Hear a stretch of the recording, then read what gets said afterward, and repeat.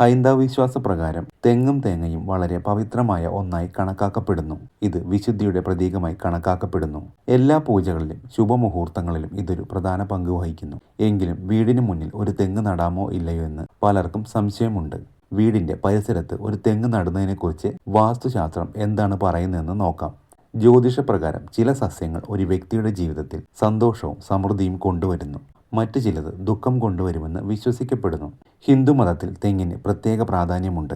ഇതിനെ കൽപ്പവൃക്ഷം എന്ന് വിളിക്കുന്നു. അതായത് ആഗ്രഹങ്ങൾ നിറവേറ്റുന്ന വൃക്ഷം എന്നാണ് തെങ്ങിനെ വിളിക്കുന്നത്. തേങ്ങയെ ഹിന്ദുമതത്തിൽ വിശുദ്ധിയുടെ പ്രതീകമായി കണക്കാക്കുന്നു. കൂടാതെ പുരാണങ്ങൾ അനുസരിച്ച് ലക്ഷ്മി ദേവി തെങ്ങിൽ വസിക്കുന്നുവെന്നാണ് വിശ്വസിക്കുന്നത്. വീടിന് ചുറ്റും തെങ്ങ് നടുന്നത് വളരെ ശുഭകരമായി കണക്കാക്കപ്പെടുന്നു. വീടിന് പുറത്ത് ഒരു തെങ്ങ് നടുന്നത് വീട്ടിലെ സാമ്പത്തിക സ്ഥിതി മെച്ചപ്പെടുത്തുമെന്നാണ് വിശ്വാസം. ഇത് പ്രശ്നങ്ങളിൽ നിന്ന് മോചനം നൽകുന്നു. തെങ്ങ് വീട്ടിൽ സന്തോഷവും സമൃദ്ധിയും കൊണ്ടുവരുന്നു. ഇത് വീട്ടിൽ പോസിറ്റീവ് എനർജി നിറയ്ക്കുന്നു.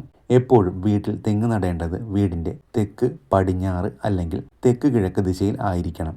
രാവിലെ 9 മണിക്കും ഉച്ചകഴിഞ്ഞ് 3 മണിക്കും ഇടയിൽ തെങ്ങിന്റെ നിഴൽ വീട്ടിൽ വീഴാത്ത വിധത്തിൽ വേണം നടാൻ. നിങ്ങളുടെ ജോലിയോ ബിസിനസ്സിലോ വെല്ലുവിളികൾ നേരിടുന്നുണ്ടെങ്കിൽ ഒരു തെങ്ങ് നടുന്നത് അത്തരം പ്രശ്നങ്ങളിൽ നിന്ന് മോചനം നൽകുമെന്ന് വിശ്വസിക്കപ്പെടുന്നു. ഒരു തെങ്ങ് നടുന്നത് ബിസിനസ്സിലും തൊഴിലിൽ പോലും വിജയം കൊണ്ടുവരും.